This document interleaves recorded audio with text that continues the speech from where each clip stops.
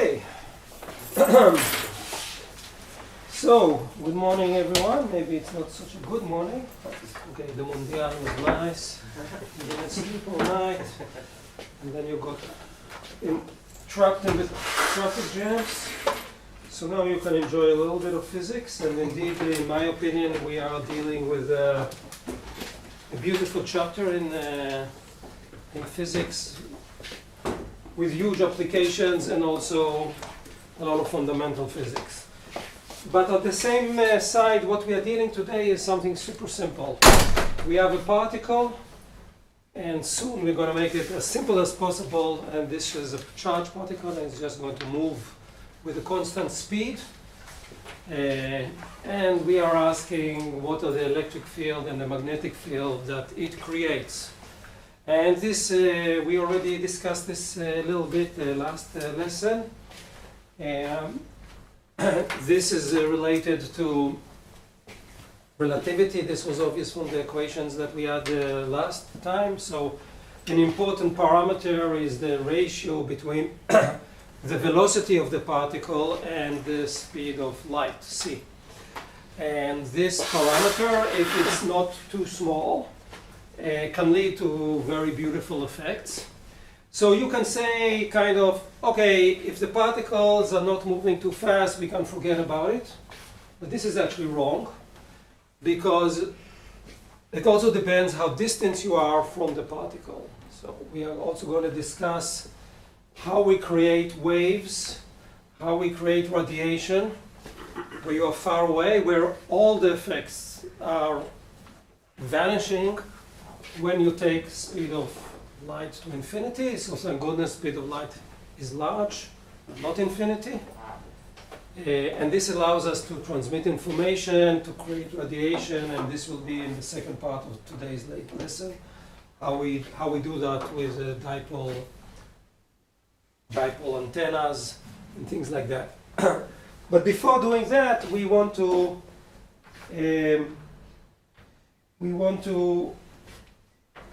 go back just to the basics, and that is what we had last lesson. We have some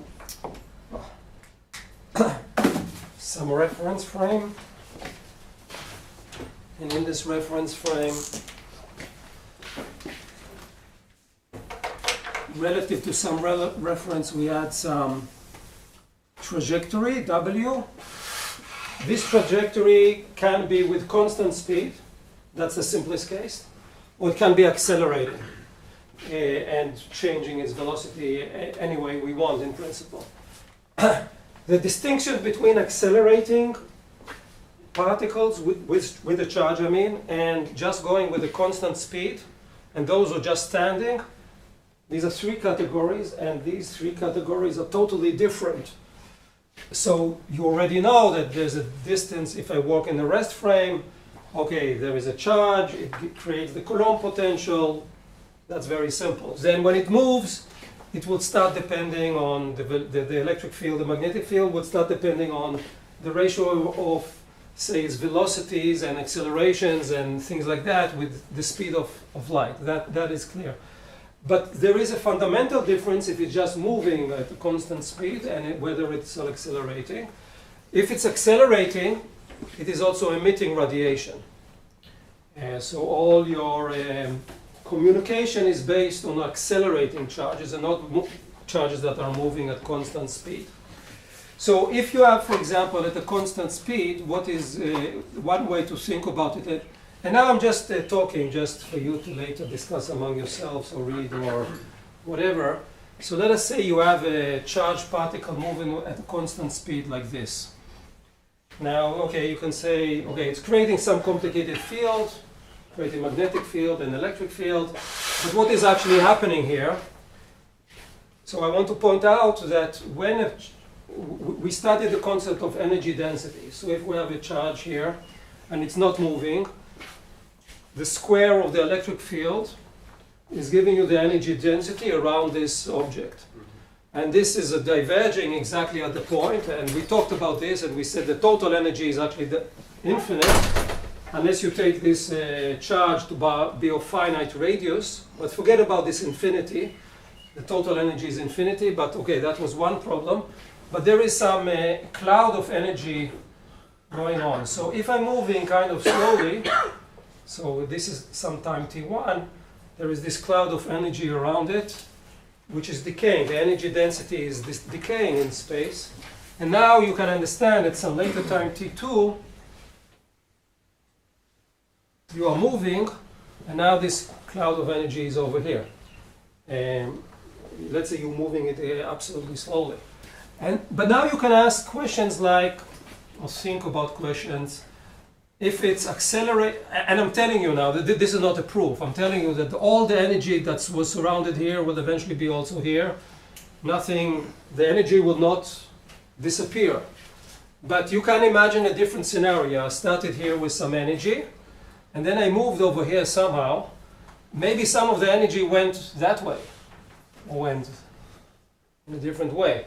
So when you have a constant speed, this picture of the dragging of the energy around the particle is correct, at the constant speed. Nothing is lost to infinity. But if I'm accelerating, some of the energy will kind of left behind, go to infinity, etc. And that is what we call radiation, and that is what we call waves. This is how we create waves, and this is what is more or less physically happening here. But now, of course, we have to leave pictures and kind of quantify part of this in formulas. The mathematics is unfortunately not so trivial. There is a lot of algebra, and thank goodness that we have a great teacher called Griffiths that sometimes manages to compress things. And then always the question is, do you compress things too much? That depends on the clock. So you can read more and more about this and go more and more in depth. We will touch upon many things, but the rigorous mathematics is pages already in Griffith's book. So if you are interested in more and more details, you really need to go there. We will skip some of the details just because we don't have time. So another question, okay, so this is one question. What happens to the energy? Does it go away? What is the difference between acceleration and constant speed? But there is a different type of question that you can ask. Let us say we have two particles now. So after now I'm just talking about one particle. But let's say we have two particles, Q1 and Q2.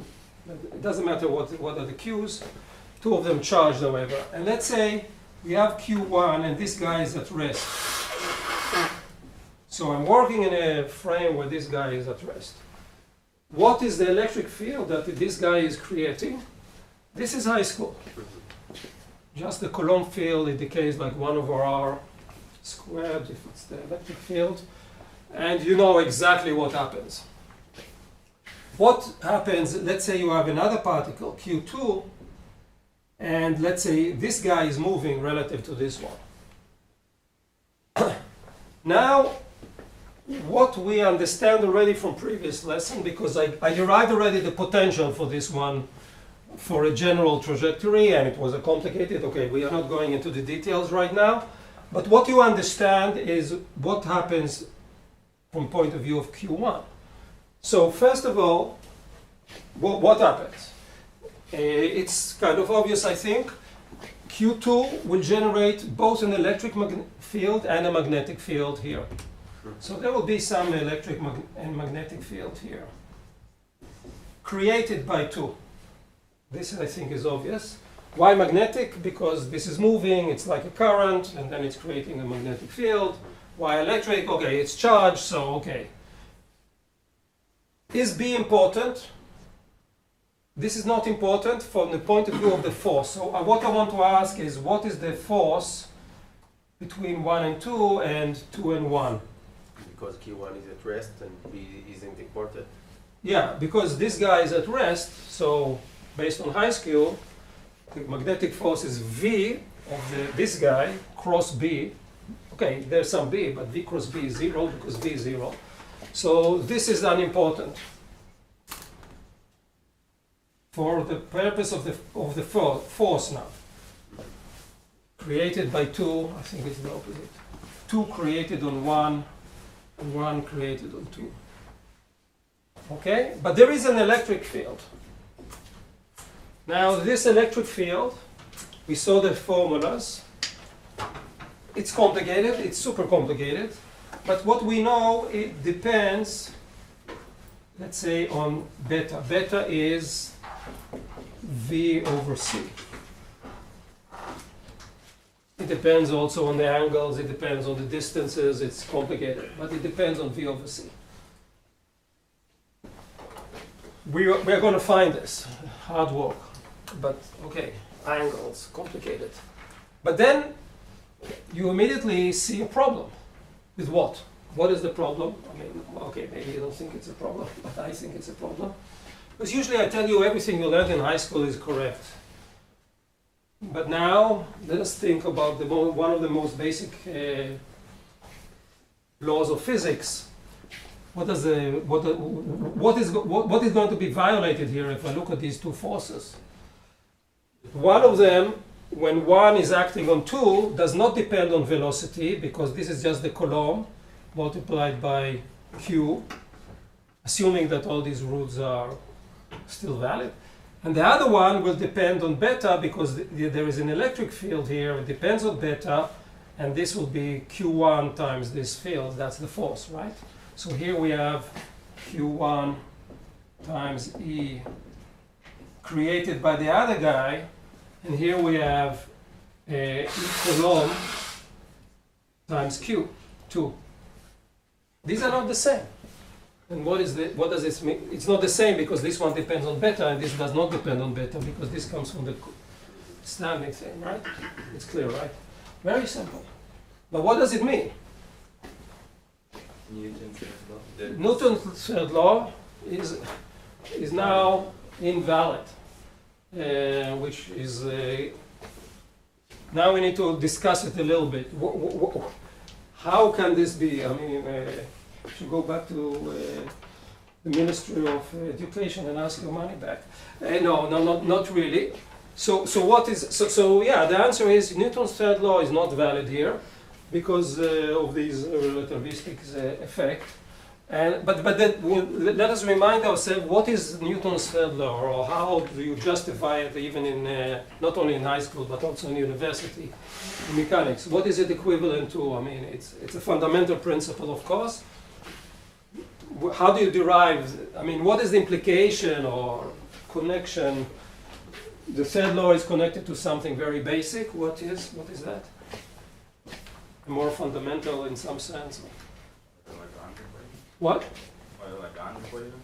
No, not an equation, a principle. No, simple. Conservation of something.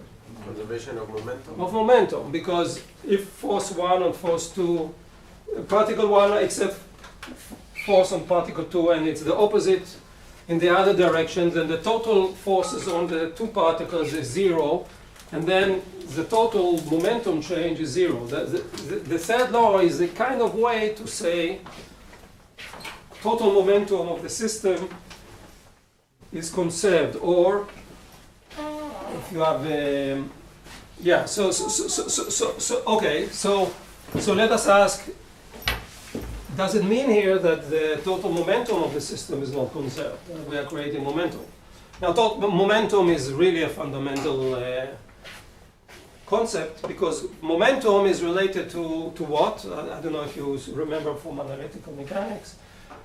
To translation invariance in space. It's just, it's like in quantum mechanics, you have the position operator and P are commuting. It's just, energy is time homogenization, space is homogeneous, there's no difference between laws here and there.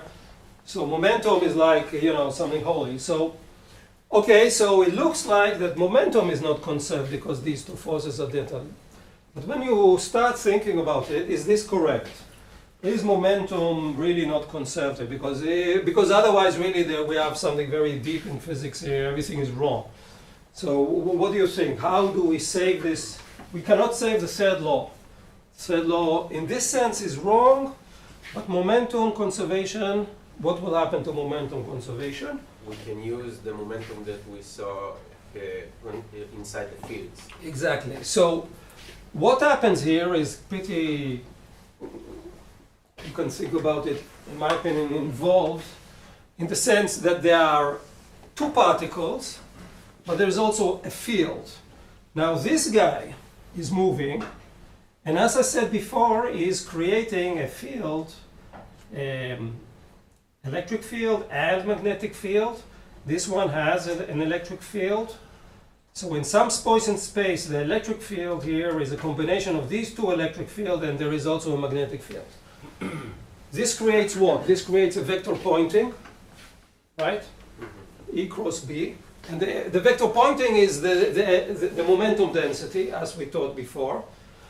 And then you have three types of momentum. The momentum of particle 1 in principle, particle 2, and the momentum of the fields. And these are fields. These are not momentum of particles. It's not like I have a billiard and this particle has this particle. The momentum is everywhere. It's a field of space, in principle of time also. And then the total momentum, which is related to the sum of these two forces, the change in the total momentum is 0. The change in the momentum of the electromagnetic field is what? Is the difference between the forces. Exactly. So okay, now this is complicated, right? But I mean, it's not complicated. What I tell you now is very easy to understand in principle. This is how it works. So my point is that, yeah, this concept of, and it all begins from the fact that this electric fields of the moving particle depend on beta. So my point is simple. Once you have these moving objects, Coulomb law breaks down, simple-minded third law breaks down, relativity enters. Large distances, you always, I'll show you later, you always need to take into consideration these relativistic effects. So it's not true that small velocities are never important. So relativistic, usually relativistic effects are not important again when your velocity is small, which in some sense is correct, but again for large distances it's not correct. So it's a bit subtle. For large distances, because then the parts where it's 1 over r are more yeah, powerful. It's related to that, but you also studied this. For example, we had, I think you had already in your homework, maybe I'm wrong. You had, we had it in class. We had it in class where we had a wire, and then we turned on the current at some time t0. It was a pulse. We had it in the homework too. You had it in the homework too. Here I did it quickly. In the homework you did it. It was, yeah, it's a basic. Everyone does it. This, but then you saw what happens at large distances, at least, exactly on the front of the wave. The field diverged there. So even if okay, why is this related? Even if the I, the way I think about it, is some current, which means some small velocity of particles. So maybe after a long time everything goes to a steady state, but at the front itself you have a big effect at a special point of space and time. This is only one example. And we will see other examples which are more localized. I mean, this is something very generic. Yes? Can you just make sure to write inside the borders of the... yeah. Okay, I'll do it. Thank you. Okay, so where is this? Okay, so now we want to go back to previous lesson. And previous lesson...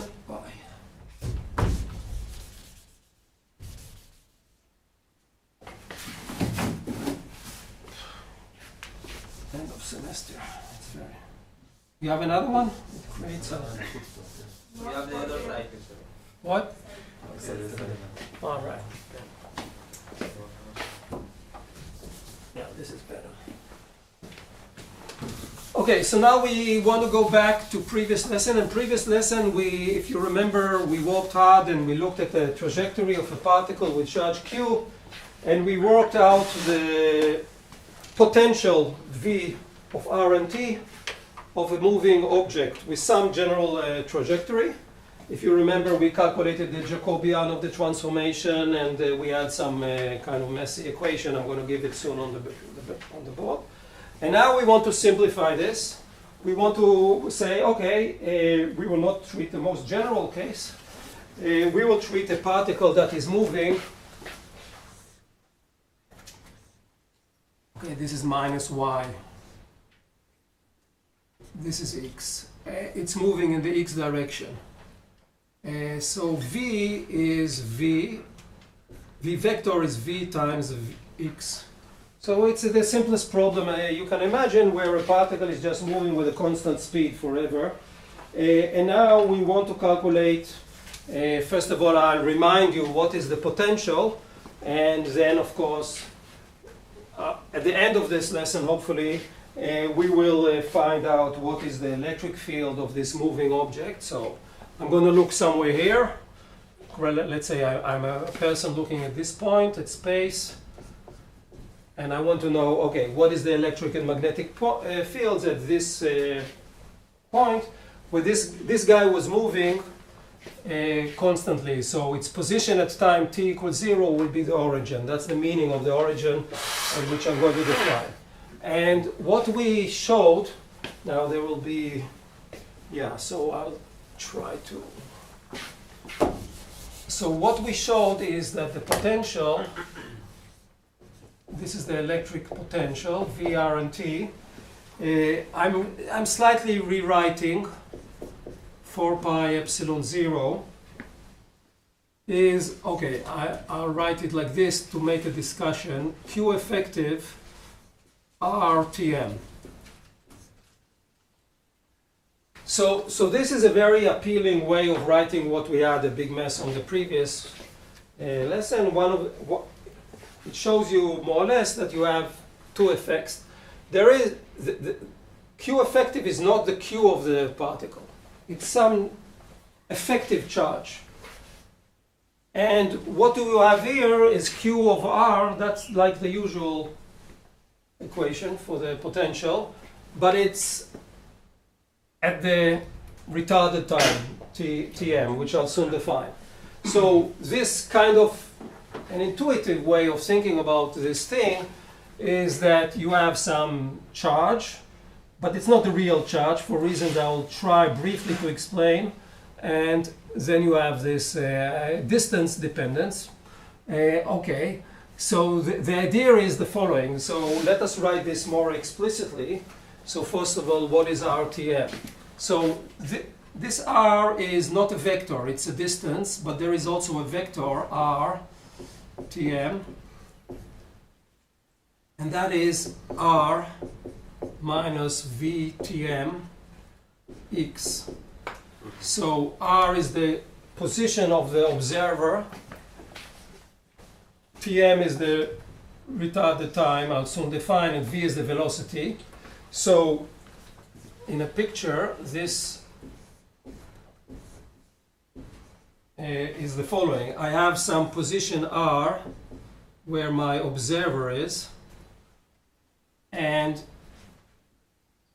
this is Vtm. This is the position of the particle, not now, not at time t, in the previous history, at time Tm. Your real position is here, at V at time t, but we care about this Vtm, and then this R is this distance. So R is the location of the particle in the past, where once it transmitted light, it will arrive here exactly at time t. So this Tm depends on t, of course. It depends on R, the small r, etc. But this is the diagram. Okay? So this is by definition of R, and of course what I mean by R is simply R absolute value. So this R is just this vector absolute value, and that's it. So let us write down the equation in all its glory. What do I mean by this Q effective now? For me, this RTM is kind of intuitive, because you are in the past, it took you some time for the light to arrive, then you care about the position where you were in the past, and That's the easy part. No, not that it is trivial, but it's relatively easy in my opinion. The question is, what is this Q effective? So let me write down the whole horrible equation. So we have 1 over 4 pi epsilon 0 Q over the following 1 n beta 1 over RTM. So all this thing is what I call Q effective. And then I have to explain what are this n and what is this beta. So this n and beta, this depends on the angle you look at the things. It's not trivial. All this junk I call, so it's not like it depends on space. It's not a trivial thing at all. So even why do I call it Q effective? Why do you think I can call it? Well, I want to, so I can. So, but why is this a Q effective? If you remember what happened in last lesson. So again, this is the real charge. All this junk, if you remember, came from this Jacobian that I calculated. Remember, some of you might remember. There was a Jacobian that I calculated, and then all this junk gave you this, and then the calculation was based on the fact that a point charge, its density is a delta function. And then the 1 over r that comes in the integration gives you RTM, which makes sense. But then you add also this from the Jacobian. So what happens, this Q effective, you can think about it, okay, it comes from this Jacobian, that's the bottom line, that's true. But if you can think about it quickly, what would happen if I integrate the density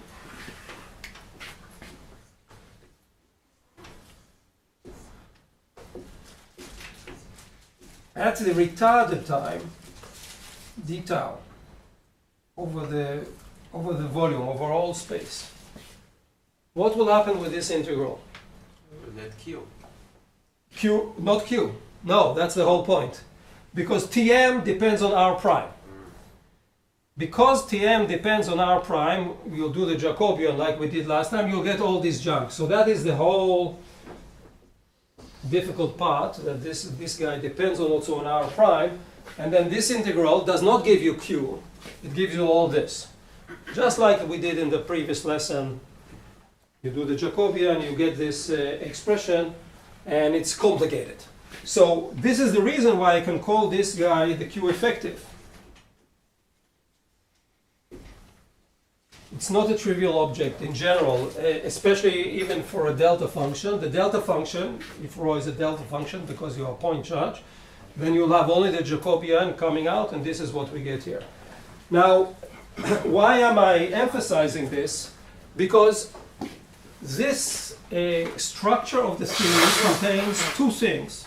One of them is this effective charge, and then this RTM that belongs to the path. So there are two effects, and they come together.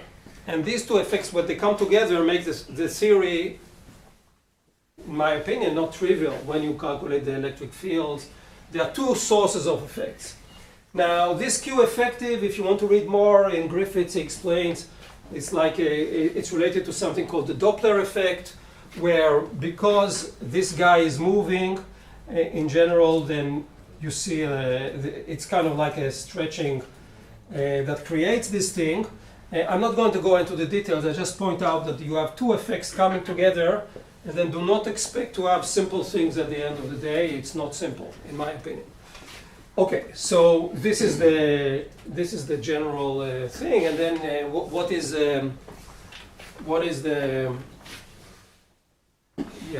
beta? You know more or less what is beta, I think. Beta is V over C. V vector over C, and beta without a vector is V over C. And this is what we are going to use later if you want absolute value of V, but in our case it's just in the x direction. What is N? This is RTM, absolute value. So we had the direction r, capital R, from the retarded position, VTM, to the observer, that's this r, and this is a unit vector in this direction. And again, all this was derived, not exactly with this, it was derived in previous lesson. Final thing that we need, just for definitions, again, is the definition of Tm. And in our problem, this is simply RTM over C. So again, this was already mentioned. We have here VTM. This is our position in the history. This is our R. This is the distance. This is R in absolute value. So the time light travels from this point to that point is R divided by C. So the light came out at time t minus Tm. That's the retarded time. Usually it's with R, but I prefer M for Mefagel. Okay, so this is going to be equation, call this B, and call this one A. Aleph. So now we want to look at this, but this is kind of in-your-face equation. First of all, what is happening here? R depends on Tm. Tm depends on R. R depends on Tm. So what, which is fine. I mean, what you can do, you can certainly take all these formulas. You need this formula, you need this formula.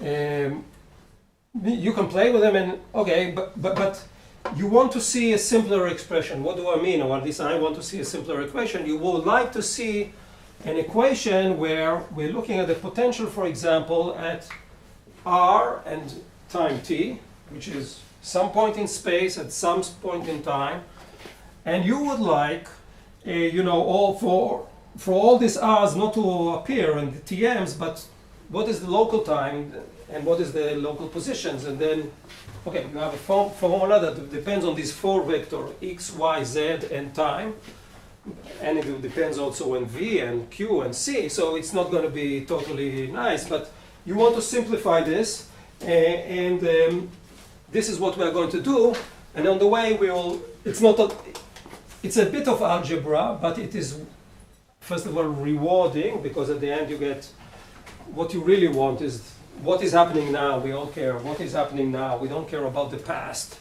to calculate something now. And that's what we're going to do. But it will be also a nice exercise because it will show you how to deal with these things, how to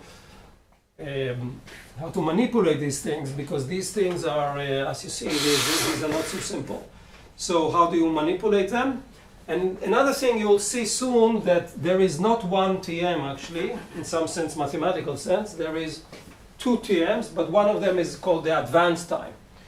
So we have to choose. If Tm has to be chosen in a smart way, and we have to throw away some solutions that are coming from the future backward in time. As far as we know, we cannot go backward in time. So it's like a boundary condition, but it's a boundary condition in time. So, but this we will soon see. Okay, so let us look what is this vector n. So what is the vector n? It's, you see this vector, right? Where is it? Yeah, RTM. This is the vector n from the previous position to the position of the observer along R. And okay, let us just write it here. This is R minus VTM x divided by capital R, absolute value at time Tm. Now, what we really want is n dot beta. N dot beta. So what is this thing? Beta is in the x direction, so this is nx times beta. because again, the speed v, well, it was before, the v is v in the x direction. So you only need to have this one. So this guy is simply the component x minus vtm divided by r times beta. So this is this guy. What is x? R is x, y, z. This is the position of the observer when projected on the x direction. And because beta is in the x direction, only the x comes in and the y and the z are not important at this stage. So this is this n times beta. Now if we plug it in here, you see n times beta is this thing, and then I'm multiplying by r. So this r can be cancelled, and then I can put this r here. I hope you see it. And then VR and t is q over 4 pi epsilon. And this r goes inside rtm minus beta, this is this beta, x minus vtm. Again, I multiplied this r and this r will cancel, and then I have x minus vtm like that. Now this is, what did we do up to now? We had this nasty dot, and now we got rid of it. So small progress, but this is what it is. Now, here we have this, again, this picture, we have r, tm, and tm. So what we would like to do is, what we would like to do? First of all, the first stage, let us rewrite this, but not with tm. Let us write it only with r, capital R. Then you will have to deal with capital R, but this is kind of easy. Why is it easy? Because t minus tm is r over c, so tm is linear with r. So I can easily change this vtm with r by inserting this equation in here. So to do that, let us define some variables, and I first want to define this one. Now this is at time t, time now, because there are two times, the retarded time, but this is t. It's not a mistake. I want to define it, soon you'll see why. This variable, big X, I call a good variable. Why is it a good variable? It depends on time t, and x, this is what I want to do. I want to do a local time and local position where I am. V is a parameter of the problem. Okay, so this will depend on this object, capital X. And then I also want to define rho squared, which is y squared over plus z squared. So remember, the position of the particle at point R is x, y, z. And now I'm going to have this, this quantity. If you think about it a bit, it's kind of expected. Why is it expected? The particle is going with velocity v. It is expected that this appears. First of all, what is this coordinate system actually? Cylindrical. Cylindrical. So the particle is going with constant velocity v. And then we want to calculating the electric and magnetic fields, but these are invariant under rotation along on the wrapping of a cylinder.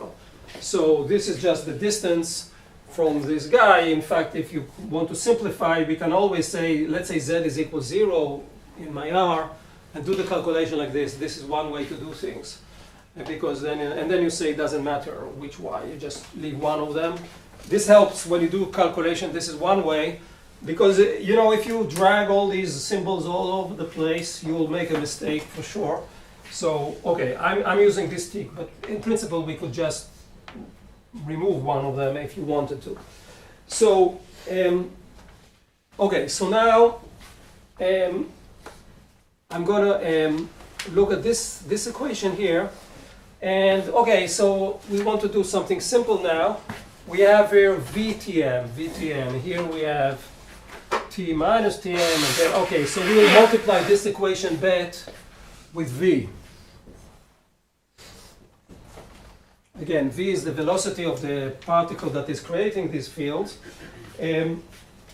So we have simply Vt minus Vtm, V capital R Tm over C, and then Vtm, it's not Atm, it's Vtm. It's, again, velocity times the retarded time. I just transfer this to this, and that is Vt plus VRTM divided by C. With a minus, sorry. Sorry? This is not a vector.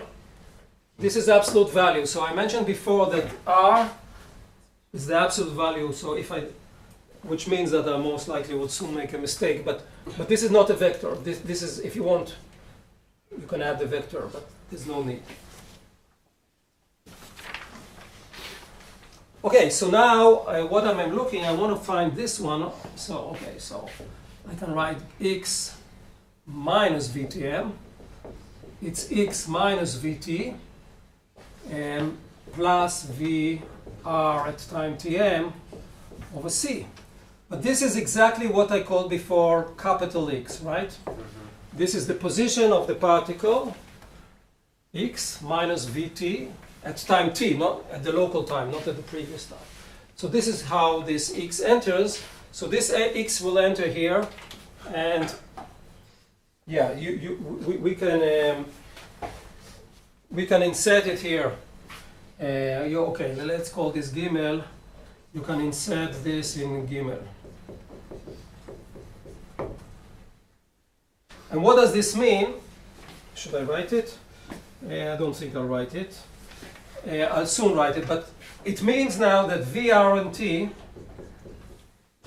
is a function, explicit function of RTM and not of Tm. Of course, Tm comes into R, but now I have it as only R. Well, okay. Another small step. Now the question is, okay, how will we calculate R? What is R? Okay, so now here we have this equation Aleph. So let us calculate R. So what is the trick? This is an important trick if you want to solve problems. What we do, anyone knows? I have this R here. So what I do is I square this. I square this to get rid of the vectors, and this makes things very much easier. I mean, okay, I think basically this is what we should do. So we are going to square this equation Aleph.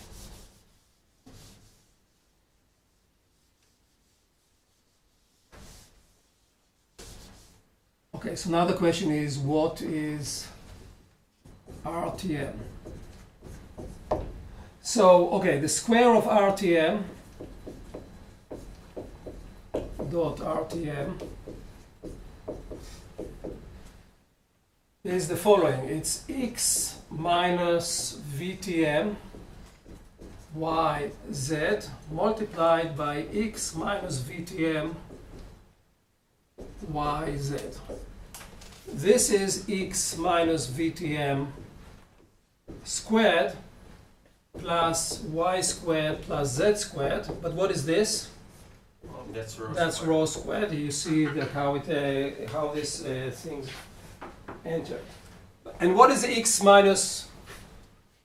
Let's write it. I did write it, but still I'm going to write it again. What is this x minus Vtm? No, sorry, this is not x. Sorry. This guy. X plus. Yeah, this is capital X. I'm just copying. I'm using this one. So this is x plus V RTM over C plus rho squared. This is RTM squared.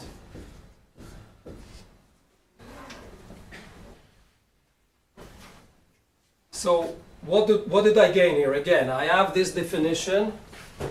I walked here to find x minus this Vtm in terms of capital R and a good variable x. So Capital X and rho are good variables.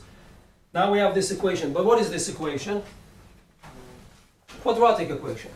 So this is the quadratic equation that, yeah, this is really something simple. So I calculated this. Okay. So I'm not going to solve it, but this is important. Here you can do, you know, this is a quadratic equation for R Tm.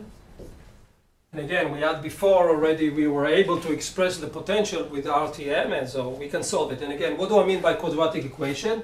I mean that the other variables, x, v over c, and rho, are independent of Tm. That's the point here. So I can express RTM, and then I can express Tm itself, because here I can express it in terms of this capital X, and this rho, and beta, which is v over c here. That's the technique. But there is a... Okay, so let us write down RTM. You don't need to express explicitly Tm, right? You just want RTM to use it in the potential. Yes and no. In principle, for the potential, you are right. But if you want to know what is Tm, then you need it. Mm-hmm. But you are right. RTM is this object, gamma squared, beta, capital X, again, capital X is x minus vt, plus square root of x capital squared plus rho squared over gamma squared. And this is the solution. Now, not so aesthetic. Now, I defined here gamma, which is well known in relativity. This is this object. This gamma is always, so beta is v over c. Let's say v is 0, then gamma is 1. And gamma is bigger than 1. Beta is less than 1. But this gamma enters always in these relativistic kind of expressions. Now, here you can ask immediately, wait, you choose here a solution because it's a quadratic solution. There is another solution which is a minus, and I threw it to the trash. If I take that minus solution, I'll get what is called, indirectly, now this Tm becomes important, I will get the advanced type. We can, how do you see this? How do you see that the minus is, so the way I see it is very simple. Let's take the velocity to be 0. Let's take beta to be 0. That means beta is 0. Let's take rho to be 0. So you are on the line. Y and Z are both equal 0. But if you do this, so let's say V is equal 0. This means gamma is equal 1. This means beta is equal 0. Let's say rho is equal 0. This is 1, this is 1. Sorry, this is 0. Yes. And then I have here, this is 0. So RTM. Just x. Yeah, but now we're going to write it plus minus x. If I take stupidly both of the equations. Now let us assume it is, I threw away the minus. Let us put it here. So, so take the minus, which is wrong. Then I'll have Tm is equal T plus RTM, sorry, minus. Minus is important here. Over C. But if I take the minus, this is T plus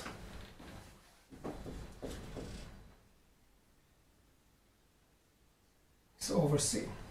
And what is this x, by the way? Sorry, I didn't write it correctly. This is small x because V is 0. V is 0. So this means that this is this m, which I should call advanced. So I'm going to call it A, advanced. Advanced time is equal t plus x over c. So this means that the time that you are getting the light is positive. It's after your life. You are already dead and something affects you. So this is called the advanced time. This is t advanced is not physical. Because As far as we know, because we are, unfortunately or not, the time is going future. We don't get information from the future backward in time. We get information in one way, but this you can say very straightforwardly, based on our experience. Maxwell equations are a finite set of equations. They give you some backward in time solutions. But we know from physics that this is not true, so we discard them. So it's like a boundary condition. It just means that Maxwell equations are important, but there is also common sense in physics. Or, okay, some people get too super excited, time travel, all these things. Okay, they can work on it for their life, but as far as I know, it doesn't work. Maybe someone will surprise us in the future, but as far as we know, and this has a name. This has a name. It calls causality, which means that events in the past influence our present, but not future events. Of course, there were many discussions on this. I'm not going to go into these philosophical discussions so much. They are important. You can talk to ChatGPT as much as you want about these things. They serve a purpose because. I mean, great people. Yakir Aharonov was my teacher. He thought about similar questions. I mean, I don't want to side brush them, but I'm saying up till today there's no gun-proof, experimental gun-proof, that this is so important. So if you want that way to say it, we don't have currently, but I'm not saying you should not think about it. So the TA has no physical meaning. It's simply a as far as mathematical solution to the equation. Yeah, but a different way to say it is Maxwell equations plus the principle of causality are forming the solutions. That's a bit more Accurate. No, it's less negative, because what you said is no physical meaning, which is true, but we're saying something has a meaning, which is causality. Okay. It's just the same way, but we don't like to say negative things. Causality. I think the Kill claims that Yeah, he claims, but it is it's very interesting to listen to him. But something with weak measurements. yeah, there are many discussions on these issues, and okay, we can discuss Yakir Aharonov later. No, if you have a chance, I don't know if his talks are on YouTube. First of all, it's mostly quantum, but you should listen to his talks. It doesn't mean that everything he says is the truth and the absolute value of the truth, but the way he's thinking is remarkable. I don't think you experience teachers like this. Not in any university. There's one like this, maybe in Tel Aviv, and maybe one in Israel. So it's very provocative way of thinking, but so yeah, I encourage you to listen to his talks. I'm not Yakir Aharonov, as you know. Okay, so now we are done essentially. We have RTM, we have TM. Now we just have to plug in the equation we had for V. Okay, some algebra. I'm not going to do this algebra. And we're going to get our final result for V. For the potential of a moving object. Griffith gives it, but usually I love Griffith, but this time I think he gives it in a kind of complicated way. I'm going to give it in a simplified, in my opinion, way. But it's the same like what is in Griffith's.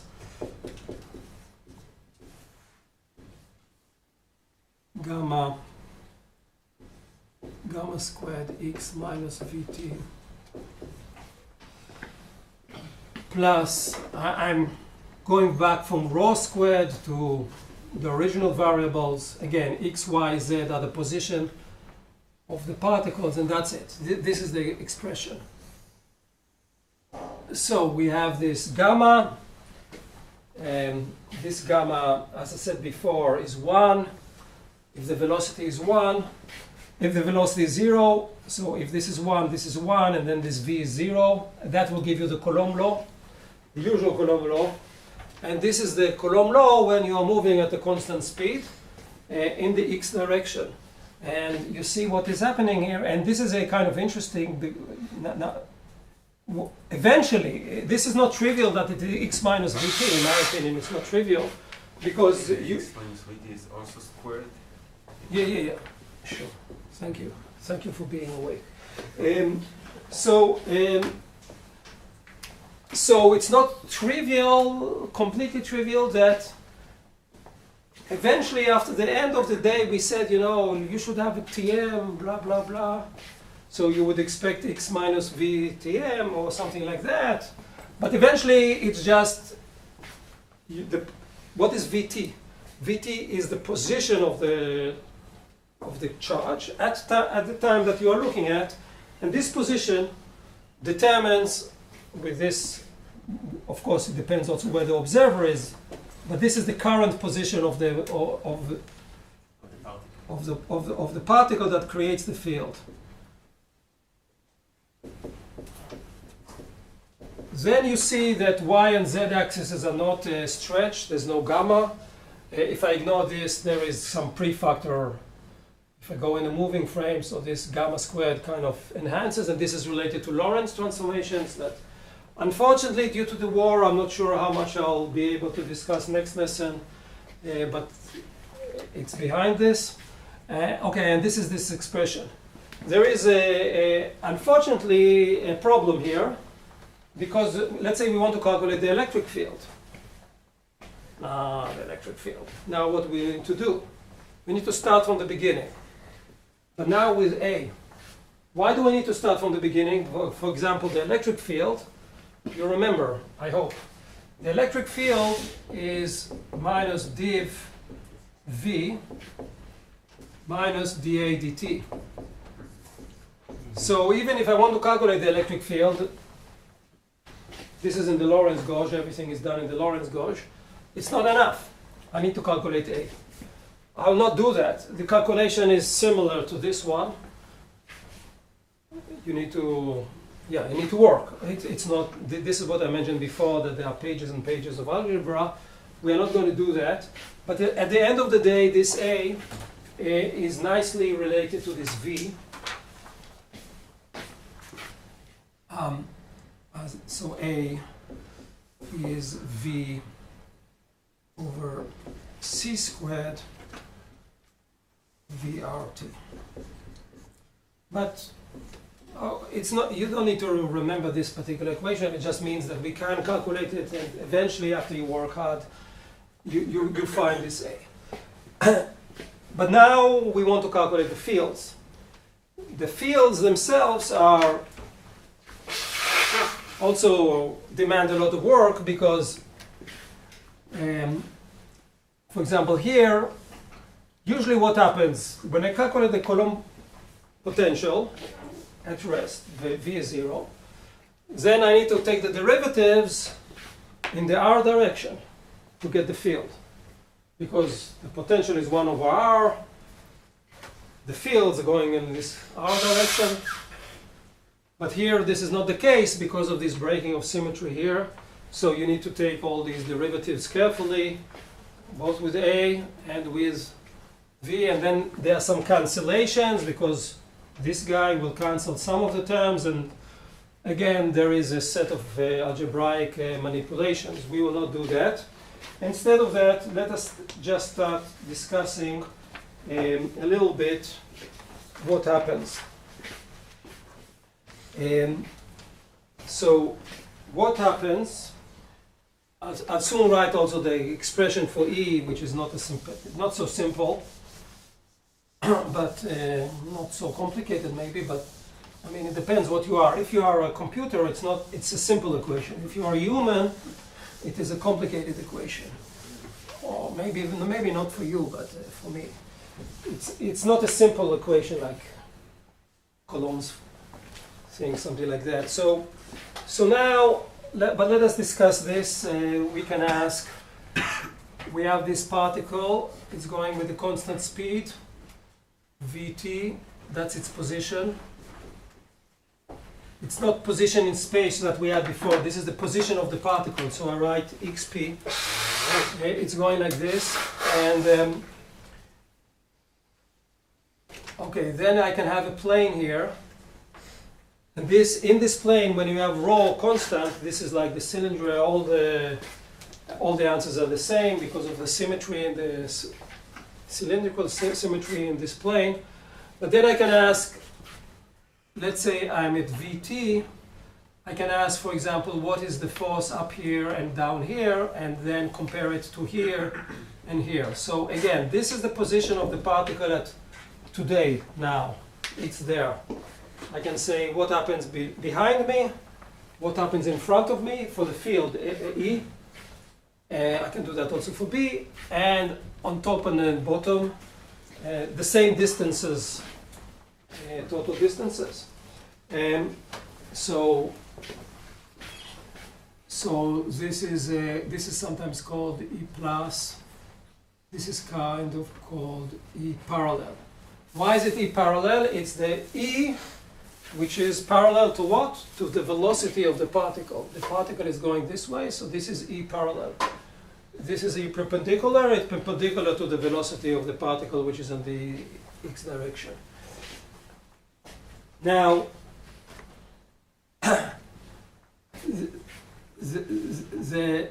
now you can ask, someone asked me, in fact, in this class, where will the electric field be stronger, here or here?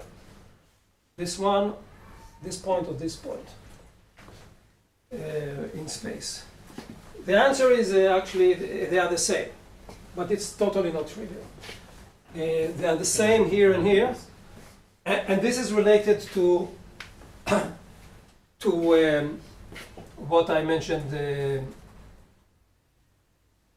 before, that you have this Q effective and you have the effect of the retarded force, and they both work together in some way which I don't have a good explanation, in such a way that both of these things are the same. Because what would you say about this point? I mean, we'd expect that the field will be bigger because there were more field components that got there compared to the field that the particle hasn't got to its position yet. Okay, this is your intuition. So you say the following, that what is the VTM that you arrived here or there? Is this younger light or this is older light? Where is it? Older, and where is it younger? It's older in the back. Here. Here it's older. When it was generated in order to reach farther away. Ah, okay. This is the older light. Yeah. This is the younger light. So there is a breaking of symmetry. I'm not saying there is not in the time that it took them to. What? From where the particle that came from the left to right. Yeah, here.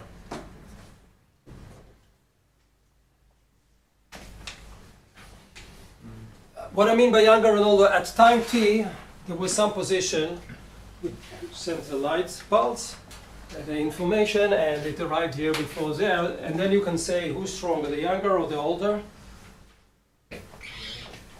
The younger, always. Yeah. But why do I say this is also because the light that is coming out all over the way will spread out more here. So some of the light will go in the wrong direction, and intuitively, at least for me, then. But this is true. This argument is true. If the Q effective would be simply Q, that would be actually true. But it's not. The Q effective is not Q. It depends on this. You remember N dot B, and N dot B here and here will be different, and somehow it will cancel, such that this force and this this electric field and this electric field are the same. Then you can compare the same distances. What happens here? Is this guy stronger up here, or is it compared to this one? I mean, these two I said are the same, but this guy with this guy, who's stronger force? it's up, turns out to be up. I'm not trying to claim, this is related to n dot b, again to the Q effective.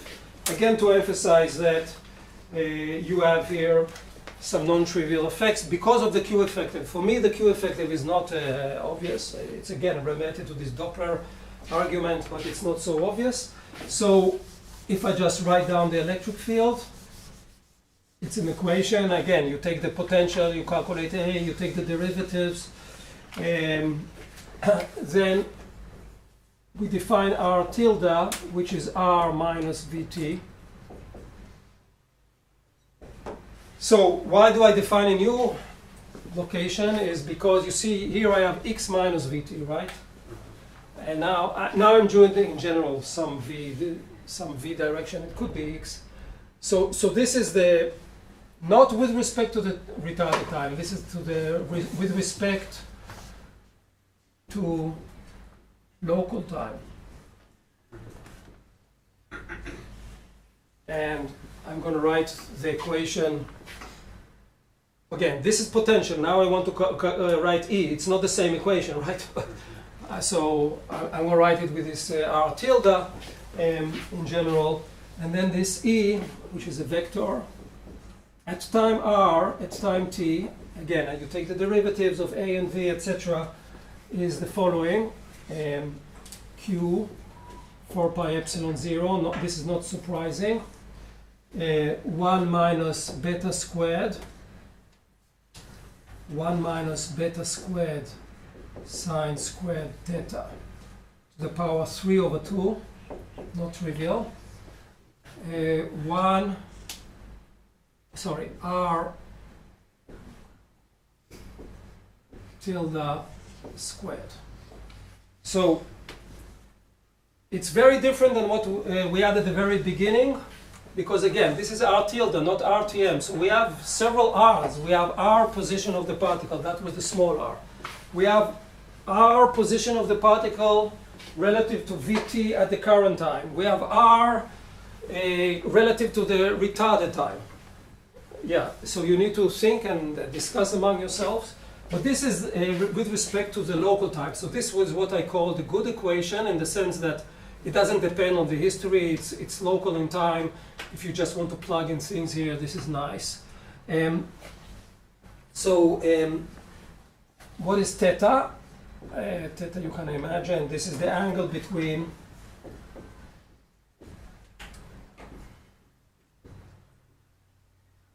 R tilde and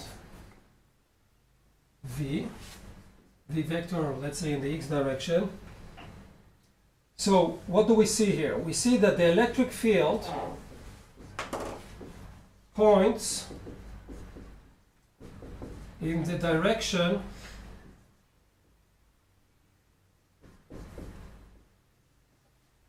R tilde hat, which again, I said it already, but it's surprising. This is determined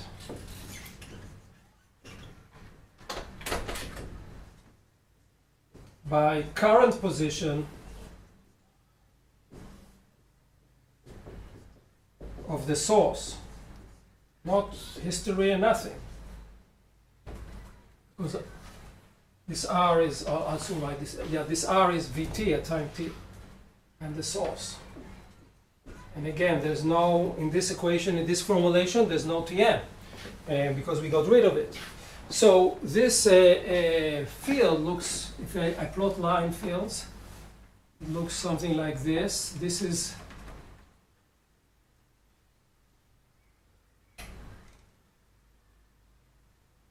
the direction of the particle. And these line fields, this is the position.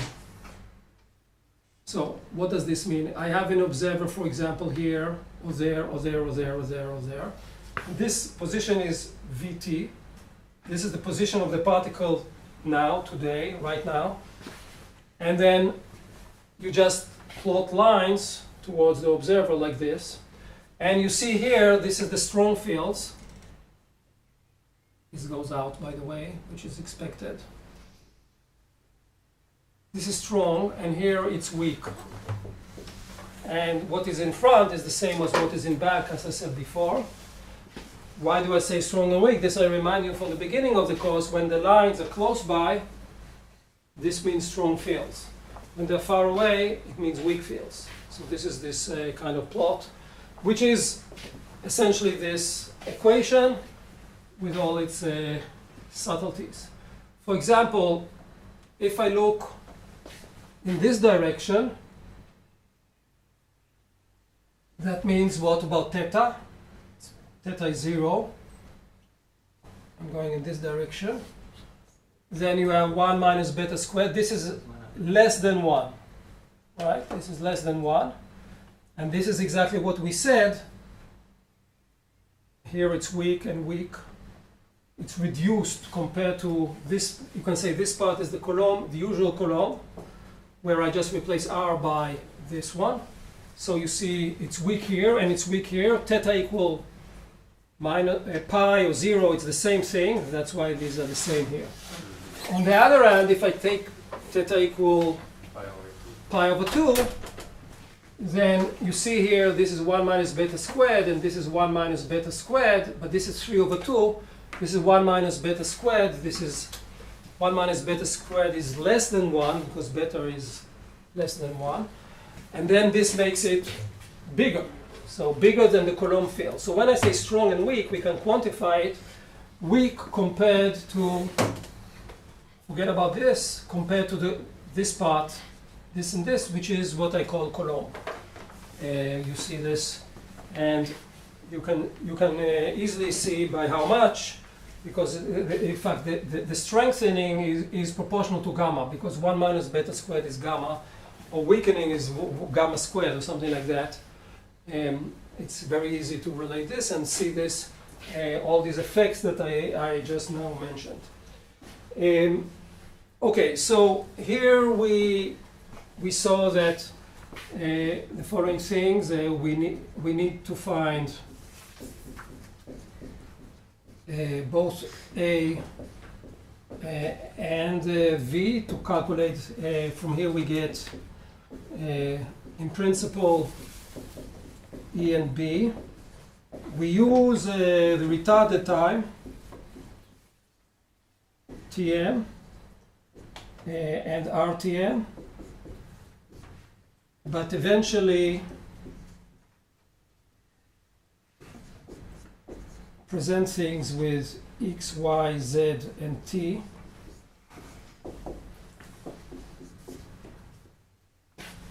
The direction of the field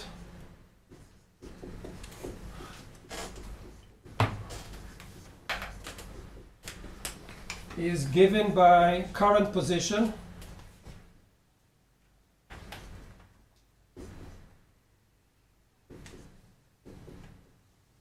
two effects here are in general. One is Q effect, effective plus RTM. Let's call it 1 over RTM, for example, for the potential take a roll together.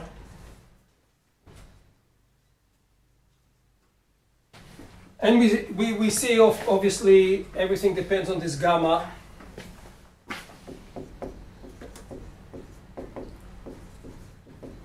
Relativistic.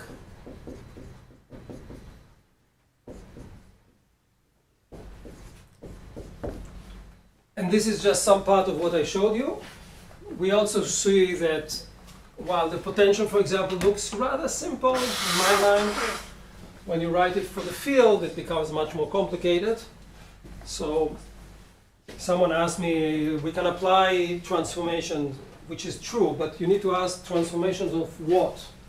Transformation of the field or the potentials of space, etc. So all these transformation business is a bit tricky. So we shall stop now, and we will soon, after the break, let's take 15 minutes break, and then we will go to some accelerating charges, especially dipoles that create radiation. Okay, see you in 15 minutes. So there was a nice comment in the break. Is this equation easily understood? So the idea that our friend here in the front said, is the following. The source of V here is a delta function source, because we are talking about a particle that is moving at a constant speed. And then when we want to calculate A, then what we need to do is we need to, if you remember, integrate over J. J over in the retarded time divided by the R minus R prime. And his idea was simple, that what is the J if you have a delta 1 particle? It's simply the density multiplied by the velocity. And this is what you see here, because, and then there is of course this epsilon 0 and mu 0 that gives you the c squared here. So by this you can more or less understand that the calculation of A is the same as the calculation of V. So I think I said maybe that you need to do all the calculation again, but he has a nice argument that you don't. So thank you very much. Okay, so yeah, if you're a mathematician, you should do all this stuff. No, but so the only point is, yeah, you need to express J in terms of rho, not in terms of. Yeah. Okay, so we now want to continue with radiation. So radiating fields. So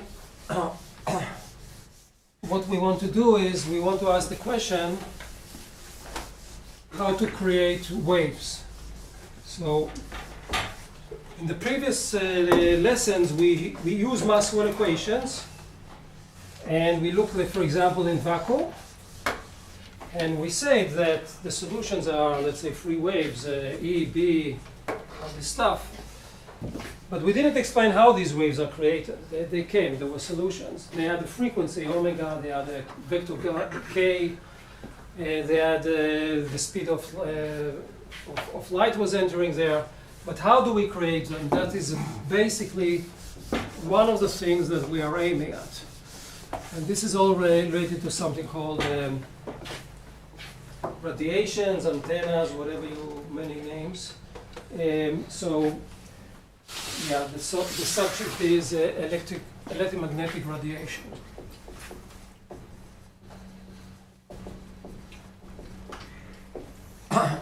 So what we know is that you can generate solutions of Maxwell equations, which are waves. They have some wavelength, lambdas, they have some frequency, and the speed is c. We also know that for free waves, we have a EB, and then we have S. Remember, E is perpendicular to B for a free wave, and S, the pointing vector, is perpendicular to both. I think you all remember. If not, you can go now. I mean, I'm going to use this. You don't need to go, but you can stay. So we have this, and now we need to ask the question how we generate these type of waves. So I'll start with the end. So one way of generating them is called dipoles. But these are fluctuating dipoles, or oscillating dipoles. That's the answer. If you want to know the answer, go sit in the sun, that's enough. So what does it mean, an oscillating dipole? It's essentially something very similar to a harmonic oscillator. It's oscillating, so we discussed already dipoles, but we discussed static dipoles. Now I'm going to talk about dipoles that depend on time. And what is a dipole that depends on time? So let's say I have a spring, and I have a Q here, and this thing is going up and down like you learned in high school, but it has a charge. Or even better, maybe better, let's say you have a plus Q, and then you have a minus Q like this, so the total charge is not zero, but it's oscillating. That is a dipole that is oscillating. The distance between the two charges is moving, and at some frequency omega. How do you create this frequency? You invest some energy and you do that, I don't care. But if you can do that, you can create radiation, you can create electromagnetic waves. This is one type of time-dependent dipole, another, and this is called electric dipole. So I will call them electric dipoles, but they are not like the dipoles we had before. They are time-dependent electric dipoles, oscillating dipoles, but we will cut down the words oscillating dipoles. Another type of magnetic dipole, again oscillating, is imagine you have a ring and I have a current I, but this current is proportional to some frequency cosine omega t. Again, the experimentalist somehow takes the current and manages to change the frequency. He has a fixed frequency. This is also a dipole, now a magnetic dipole, which depends on time in an oscillatory wave. And if you have such an object, it will emit radiation and will enable us to communicate, for example, etc., etc. So now these objects that I mentioned here, importantly, are very different than what we had in the previous lesson, because they have, for example, this electric dipole, you understand it as acceleration. The charges are moving. You know, the spring equation, derivative, let's say this is a cosine omega t displacement. Derivative is minus sine omega t, and the second derivative is again cosine omega t. So the acceleration of a dipole is not zero, and this is what eventually creates the radiation. So it's not that I'm a nasty guy that I want to go into charges that are moving and not at constant speed. So constant speed goes to Lorentz, maybe next lesson. Accelerating charges give you radiation, which is also very deep and again both fundamentally deep from physics point of view and for applications. So now we are treating essentially accelerating objects. So what we want to do, or what is the plan of in part driven by beautiful physics and in part by technology, is the following. We will have a dipole here, again oscillating dipole, and this size is d. This is the typical size of this object. I'm not defining it right now, but you can imagine this is the size of the dipole, the maximum size of the dipole or something like that. Now I want to go to some sphere. This is a theoretical sphere. This is the origin now, and this is R. This is where I am.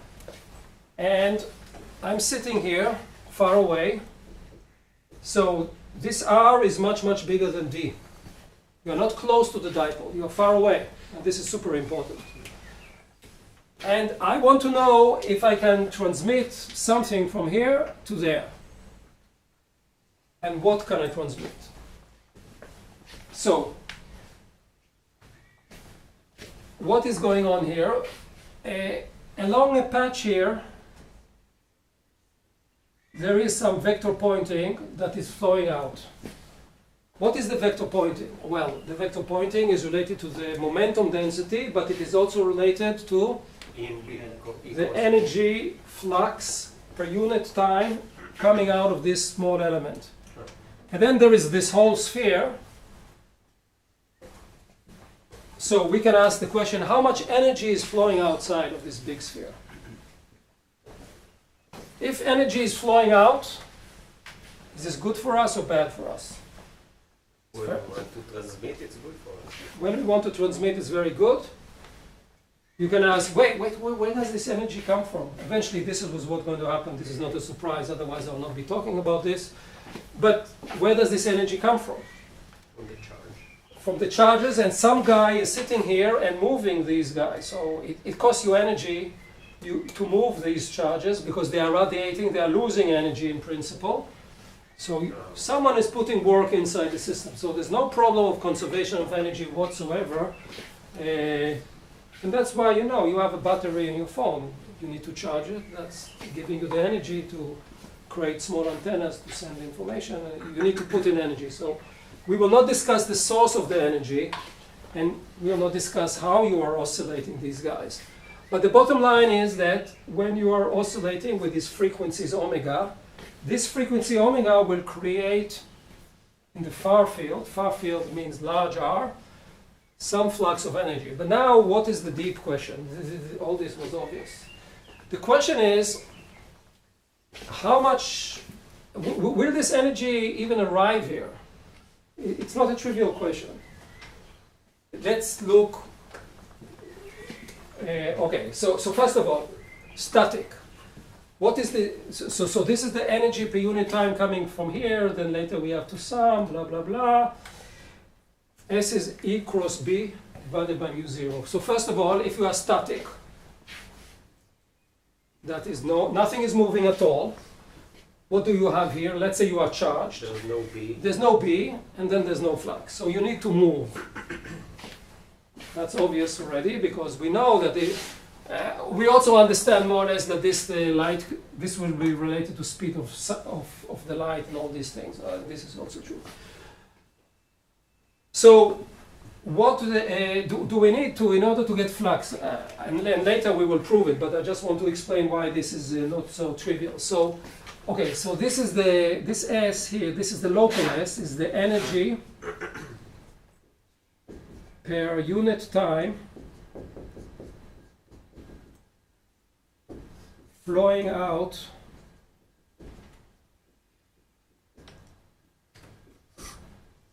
of some dA from this small box. So SdA is the energy per unit time, which is called the power, the P. So, so what we want to say, we want to calculate eventually P of R. P is from power, right? You know this, I think. This is not momentum. In Hebrew, it's called hespek, which is called in watt. This is energy per unit time.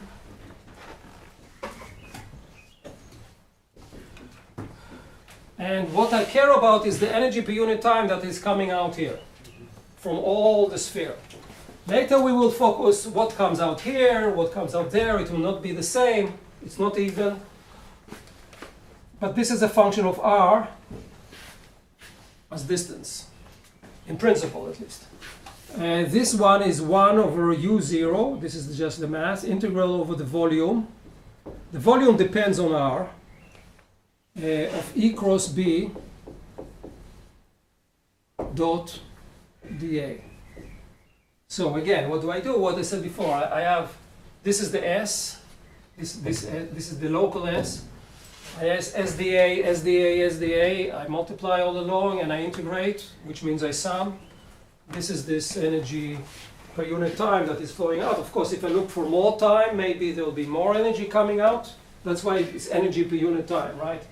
If I look for 1 minute, the amount of energy coming out will be something, and if I look for 2 minutes, it will be more, because you look more time, so there's more flow. This is kind of obvious. Now, if we want this power, and again, we'll prove it later, we want this power to be, and this is the magic, independent of R. So you can have here a sphere, and then another sphere. The total energy coming out is just a constant independent of this radius. And this is true magic because this means that this power is emitted in principle to infinity. In practice, this is not happening ever because this will be true when we have here a vacuum. In practice, there are all kinds of junk around here, air, whatever, that will dump your energy, but in principle, it will go forever. But if this is true, independent of R, then we are in the modern world, more or less. P of R over the entire sphere? Yeah. So because remember, this is integration over dA. dA is for given R. So isn't it just the divergent theorem? Or? Okay, you think it's trivial. Let me answer, then you will say if it's trivial or not. What is dA? What is dA? This dA, as you know, it's R squared dr d cosine theta. I build here, you know, the usual cosine theta, cosine phi, d phi. R. Correct? Mm-hmm. The further away you are, The further away you are, wait one second. GA or DV?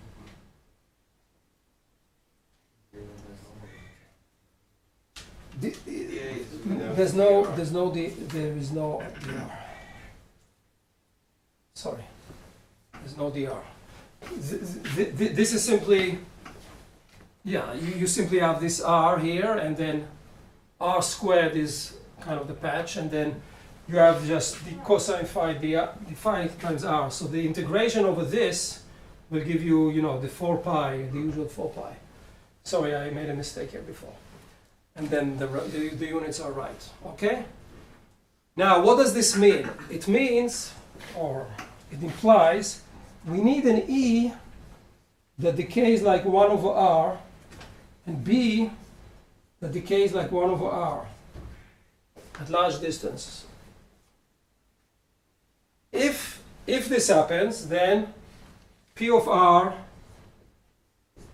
does not decay.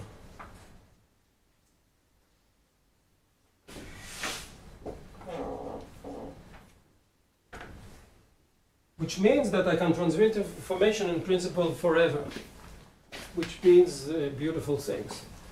But this E goes like 1 over R is a bit strange, because let's say we have charges. What does E go? Coulomb law, 1 over R squared. Then we said the dipole, 1 over R3. Now we are saying the opposite. It's very, very slow decay, 1 over R. And also with B, by the way, B never goes like 1 over R up till now. So this will happen, and this is the true magic, and this will happen because of relativistic effect. And this is our aim, is to show that this happens, that this decays super, super slow. This is called the slow decay in the sense like this. 1 over R, let's say 1 over 100 compared to 1 over 100 squared. This is a very slow decay. And it's so slow that it magically cancels this too. And when you think about it, it's unlikely that PR will grow with R.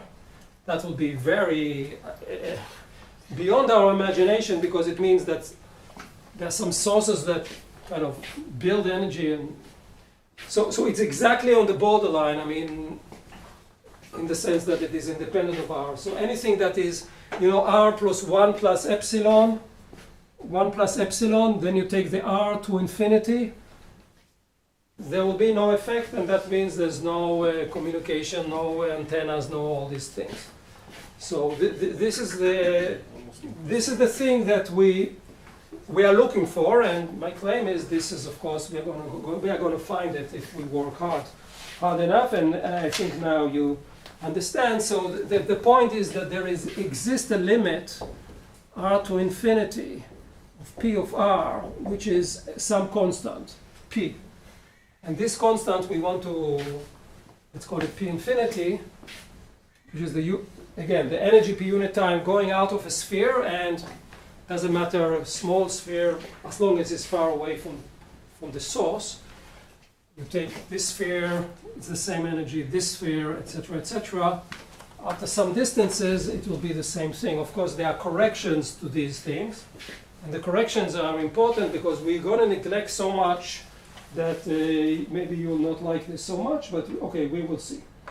Okay, this is where we are going, and now we'll derive some of it. Now, Griffiths derives this with 3 different ways. One of them is an idealized model, which is pedagogic, which I'm going to use now. Then he uses, especially for the magnetic dipole, a rigorous method, but for an example. And then there is a more general derivation for any type of dipole. These are 3 different derivations that we will not have time to go in all the details, but the serious people who want to read all these 3 derivations, they should follow all of them. We will compress them. I think 11. How do we explain this phenomena with classical electrodynamics? What do you mean by classical relativity wise? No, or without quantum? relativity. Like, does it create paradox? What you said is a paradox for me, so I don't understand the question, because Maxwell equations are relativistic, period. So what do you mean by classical electrodynamics? Like before 1905, how did people explain this phenomenon? No. You think Einstein came from the tree, from out of blue, but as I mentioned already, there was Lorentz before him, there was many people who treated all these problems, and then Einstein became famous. It doesn't come from the vacuum, even though he's a genius, yes. So it's like Messi, he saw Maradona and then he made it into there was someone before. So when people teach you about Einstein, it's true that what he did, he took all these ideas and he implemented them on mechanics.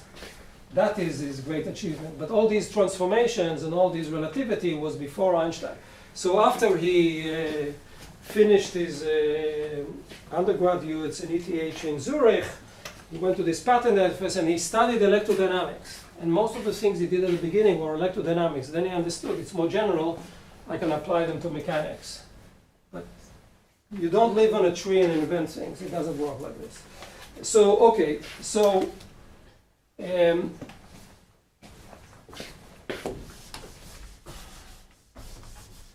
okay, so we are going to use the pedagogical approach of Griffiths and try to understand this. When I mean pedagogical, I mean the model he uses is a bit idealized, let's call it this way, which is a polite way to say not 100% physical, but not so bad also. So that's what he does. So his idea is the following. We are going to take a dipole. The distance is going to be d, and this is going to be qt. And this here is minus qt. And this qt, so qt is the charge, q0 cosine omega t. So what is happening here? We have a charge. Let's say this is this oscillation. When this is with plus, this guy is with minus, and the total charge is 0. But and this is a dipole because it has a finite distance d. This finite distance d is eventually this thing compared to r that will be very small. We will do the dipole approximation. So we did already dipole approximation, but we did it for static fields. Now we have to do the same, but for moving fields. It's a different type of approximation, but thank goodness I taught you the dipole approximation, so I think you know you can handle what I'm going to say now. What is not so physical here is that the charge is somehow jumping from here to here, but make them very, very close. D goes to 0. So there is a current. The current is going through the plane here, but it's not explaining exactly how you transmit the Q. That's why I call it a pedagogical example.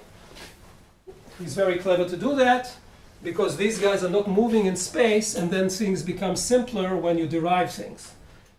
Then you can say, well, he simplified, of course, very bad guy. So, okay, then we will do the more rigorous one, and then we do the general one, when we have some J and something very general. So, as I mentioned already, there are several layers of theory here, and we are starting with the simplest one because we don't understand anything. And then, okay, so we define the origin here in the middle. So this one is here is the observer, this is R, and this one I'm going to call R plus. So there is a plus charge, which is the top one, and then there is another one, which is R minus, and these are not exactly the same. D is finite, but they are nearly very much approximately the same. So to zeroth order approximation, R plus and R minus are R. Why is that correct? Because R is much, much bigger than D. So you need to think that I'm looking here. So this guy and this guy and this guy are to zeroth order the same thing. But then there are some small corrections due to D over 2 here. And these small corrections are important in the dipole expansion. We also define P0. It's not this big P. It's not momentum. It's the dipole moment. This is Q0 times D, which is the maximum, the maximum dipole moment if you want. This will be a parameter, it just helps you put two numbers together, and then I'll call this the dipole moment. Okay, so now let us look a little bit on the geometry. So I have here D, and then I have here R plus. I'm plotting it only R plus now, and then I have this R, and then I have this theta. And this guy here is D over 2. So this is D. This is D over 2, and then you know how to calculate R plus. It will depend on this angle theta. This you use the cosine theorem, and we can calculate R plus, and we can calculate similarly R minus. But before doing that, let us look at the physics. Let us define R plus over C and R minus over C. And what are these guys? I think you know. This is the time it takes to transmit information from the upper charge and the minus the lower charge. So this is the time that light travels from the plus one, the plus is the plus charge, to observer, right? It's not exactly the TM, but it will be important, and this is the same time that light travels from the minus charge to observer. Okay. These time scales are going to be important, and they are not exactly the same, but to the zeroth order they are the same, because R plus and R minus are nearly R, so these are more or less the same. Why they are not TM?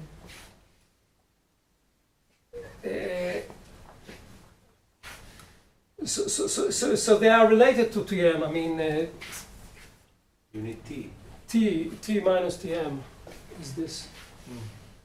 T minus Tm. This is, you go backward in time because you are at time t and you need to go backward, right? And yeah. So, okay, so what is VR and T? Let us write it down. VR and T. I'm calculating the potential.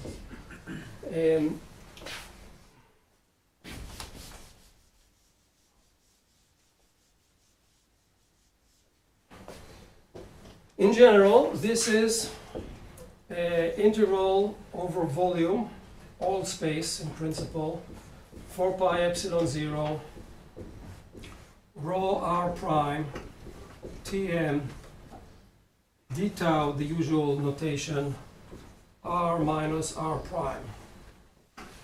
This is a usual kind of Coulomb's law, because this is 1 over, here we have power 1, this is the density, but now we have this Tm, which makes things much more complicated. Now, what is this? What do we have here? What is PR? I'm going to write it PR prime. Did I write PR prime and TR? This is kind of obvious. Why is it obvious? Because what is this rho here? It's a delta function, and if it's a delta function, but it's multiplied by time, so it's Q cosine omega TR delta R prime minus D over 2Z plus blah blah blah, the same with the plus. I'm not going to write it. So what did I write here? This is the charge, this is Q0, this is the charge. And you have a delta function of d over 2, which is this point here, because this is the origin, this is d over 2. And you have the same with the, so I need to plug this in.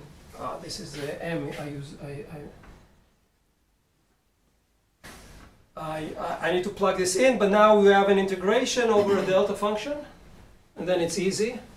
We had similar things before, and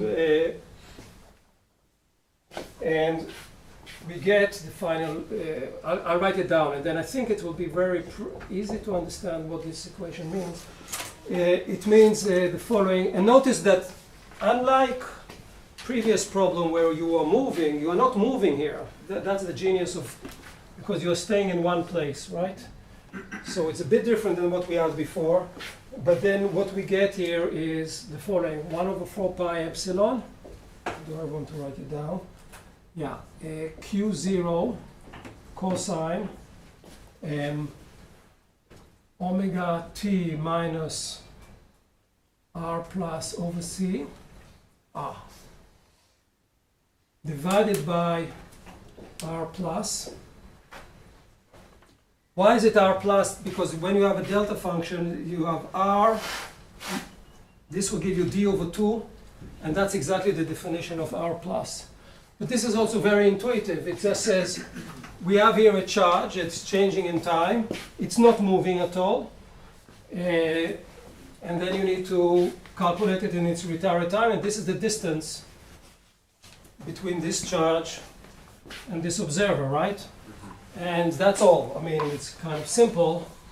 I don't allow to go over this. Okay, sorry. Q0 cosine omega t. What will I have here? R minus over c divided by r minus. With a. That's it. This is the v, r, and t in this problem because they are not moving. So what we see here is this retarded time. Here it's plus, here it's minus. This is the distance because they are not moving, so the distance is given, it's fixed. And this is this thing. Now we need r plus and r minus. Okay, so this is the cosine law. This we have from here. This is r squared minus minus a plus, no, plus minus, sorry, minus a plus. A plus goes with minus. This comes from the cosine law. Minus will be, you will have 180 degrees when you go this angle. That will give you the other sign. And here I have 2 times, but d is divided by 2. So here I have r cosine theta times d. There's a 2 that cancels. Again, this is d over 2, and in the cosine law there's another 2, but it's so late that you don't care anymore. Plus d over 2 squared, which is simply this size squared. So this is the cosine law. And again, you saw this already. And now we can, what do we need to do? We need to use the fact that d is small compared to r. So we need to expand this. So if you have a good eye, and we do have a good eye because we already studied this, this term is going to be negligible. Why? Because this is the biggest term, r squared. rd is the next one, and then this one. This is going to be a correction I'm going to scale. So my approximation, my first approximation is r much bigger than d, which I already stated. So let us write this down, r plus minus, this is r. Now when I'm taking this r, so this will be divided by r squared, and then here I have 1 minus plus half d cosine theta divided by r. Here I use the expansion of a square root, and this r squared goes outside, and I delete terms that are d squared divided by r squared. What are the 3 dots? 3 dots means that there are many more terms that, yeah, the Taylor series, all the rest. Okay. If you Because want, for now we haven't done if any I would be a approximation. professor 150 years ago, Okay. this is the first order, this is a trivial term. Okay. What is happening here? Let's assume r plus and r, the leading term is r. So these 2 points are the same. Then there's no effect. Because they are sitting one on another. One is plus q, the other one, there's no effect. So eventually this term, roughly speaking, is not important. What is important is the correction term. But then you don't want to work too hard. You don't want to work d squared over r squared. What does it mean? That someone a long time ago calculated d squared over r squared, find these corrections. And then you can ask, like a dipole expansion, you can always do that. So this is what we are doing. We are just looking at the first non-trivial term, and we already here understand that this guy is the non-trivial term. This is going to be trivial, because look at this. Let's say r plus is r, r minus is r, this is r, which is this term, the 1. What is this? 0. Boring. So we need the first correction. We cannot stop at the zeroth order correction, because then it's simply trivial. So we have all this, guys, and then what we really care about is, okay, we have this r plus and r minus, but what we really care about is 1 over this, or we care also about that. And then what we have is 1 over r plus minus. So again, I'm doing an expansion, 1 over this, then you know 1 over plus x, let's say, is 1 minus x. So that will switch these things. So I have 1 over r, and then I have 1 plus minus half d cosine theta. Again, cosine theta is defined by what? There is a dipole, let's say in the z direction, and I can look from here or I can look from there. That is the orientation of the observer relative to the direction of the dipole. This is this cosine, and then you have here divided by r. And then there are many more terms which we don't want to calculate, even in our baddest and worst dreams. The only thing that changes is the plus and minus? Yeah, because 1 over, this is simple, 1 over 1 plus x is small, is 1 minus x. This is a Taylor expansion. This is what I did here. I just changed the...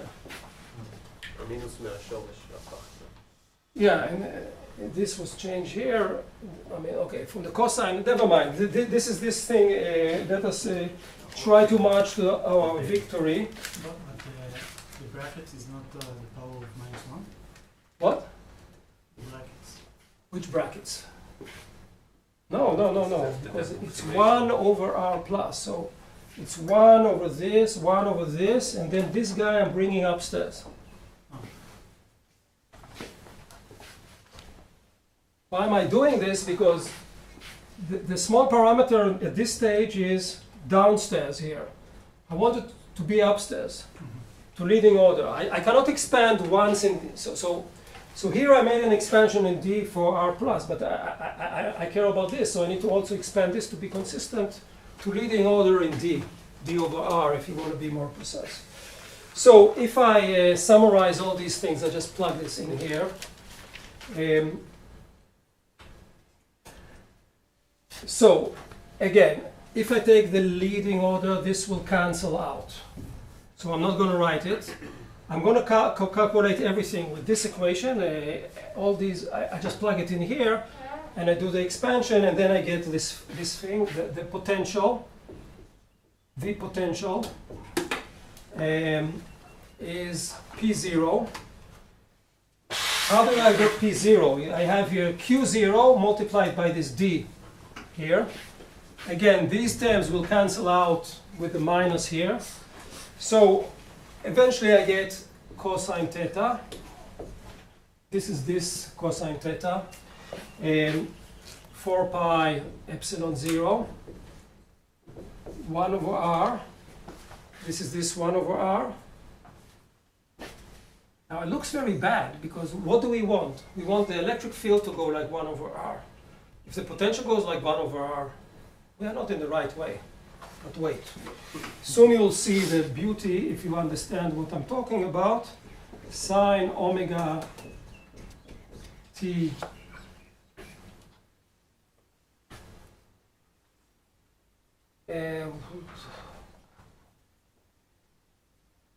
Wait.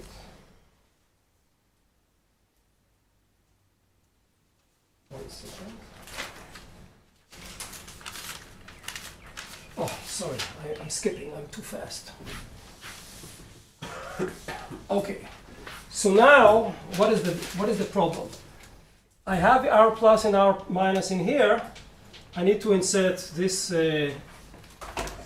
this formula inside here, right?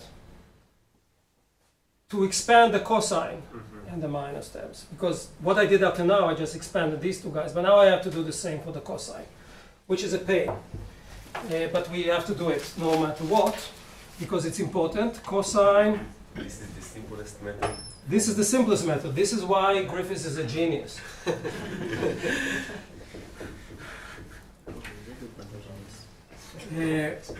Cosine omega t over RC. I do it only for the plus, but it's the same for the minus. Omega 2d, sorry, omega over 2, omega d c cosine theta. So what did I do here? You see, this R plus is d cosine theta divided by, wait one second. Yeah, so okay, look at this small magic. You see, R is multiplied by R.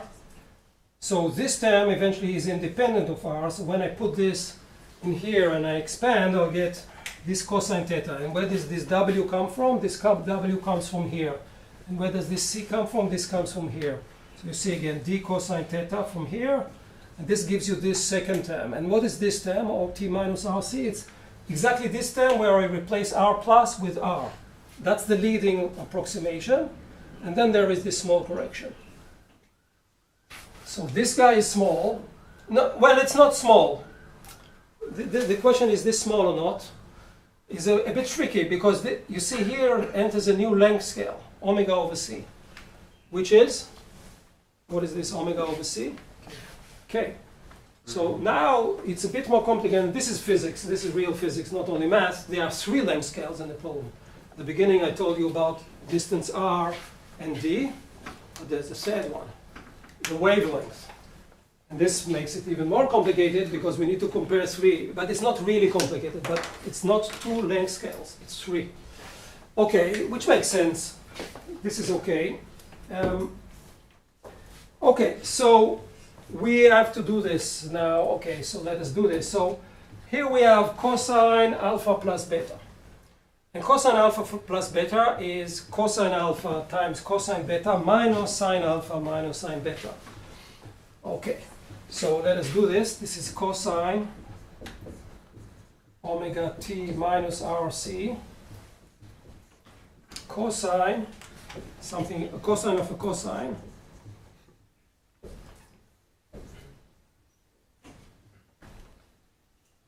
Minus sine omega t minus RC sine omega d cosine theta over 2c.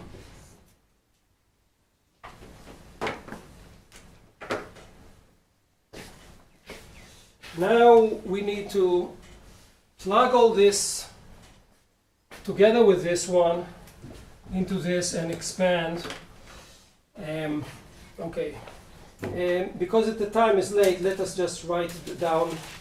Yeah, let's write one term down. Because I have two terms, this one and this one.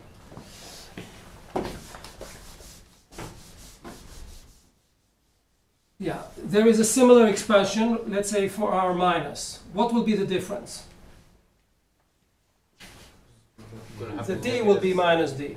Yeah, the negative sign. And you will see already here, this one will change sign, but this one will not change sign. And then you have the minus and the fact that it changes sign, so one guy will win, if you understand what's going on here, and this, actually this guy, so Eventually, this guy will be important one, I think.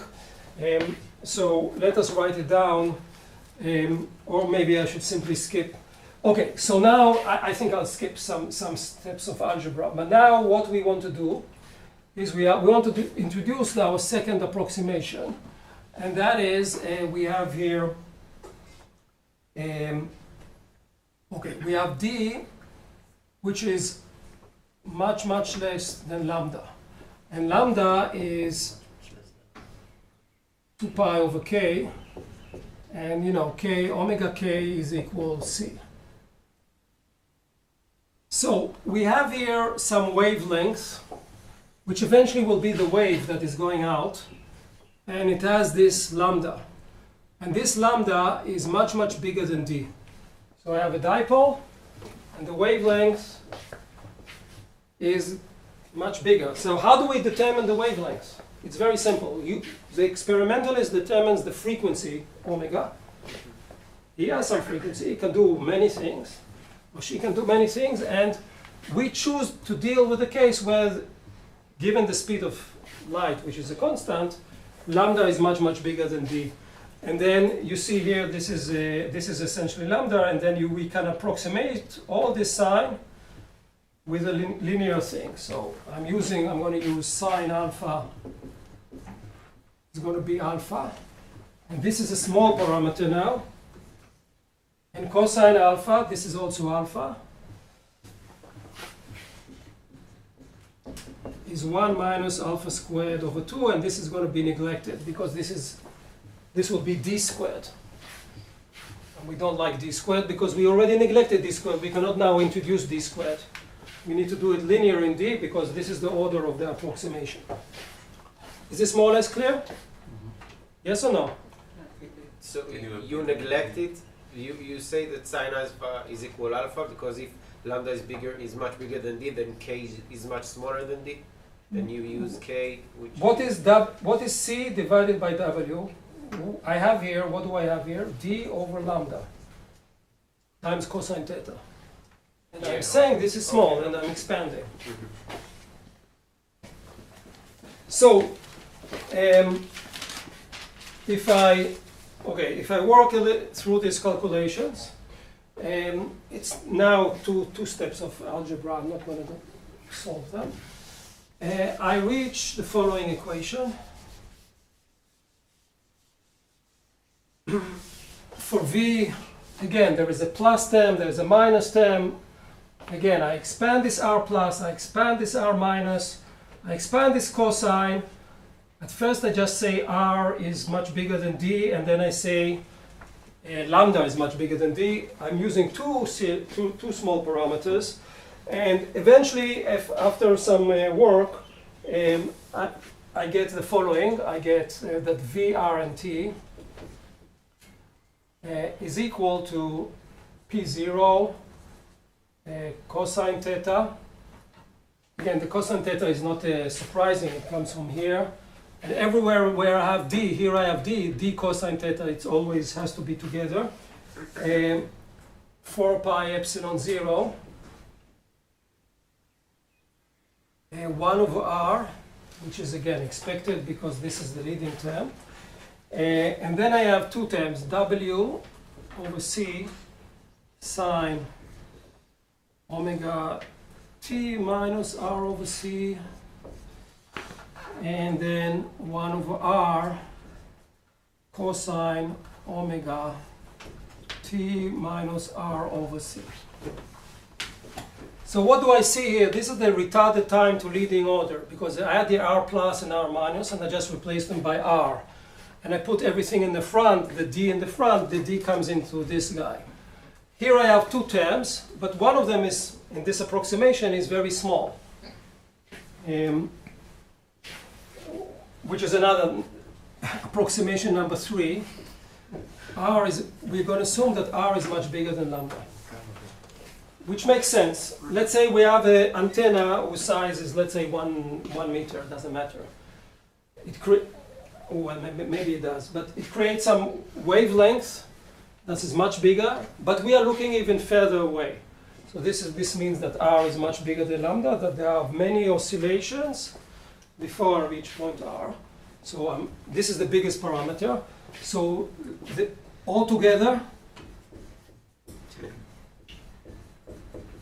I assume that R is much, much bigger than lambda, is much, much bigger than D. D is the size of the dipole, lambda is the wavelength that I'm creating, and R is really at infinity, because this is exactly what we want. We wanted large distances. Now, I said it before that we're going to look at very large distances. Mathematicians say R to infinity, and now physicists understand what it means to infinity. This means these two things. And there's a leading approximation, and then, of course, there are many, many corrections. But with these terms, this is negligible. But why did I do this? First of all, from physics, if you think about an antenna, this makes sense. But secondly, my goal, my motivation is I don't like 1 over r squared, because then it decays fast. 1 over r, which, by the way, makes perfect sense. What is this term? Let's say the frequency is 0, this guy is 0. P0 cosine theta 1 over r times, what is that? That's a static dipole that we learned about. Right? So you see the static dipole. If omega is 0, that's a static dipole. I'm not using that. I'm actually taking this as negligible. And then I'm happy, well, not really happy, because VR of t is 1 over r. So let me write it down. At the end of the day, VR and t is P0 cosine theta 4 pi epsilon 0 with a minus sign, omega divided by c sine the retarded time.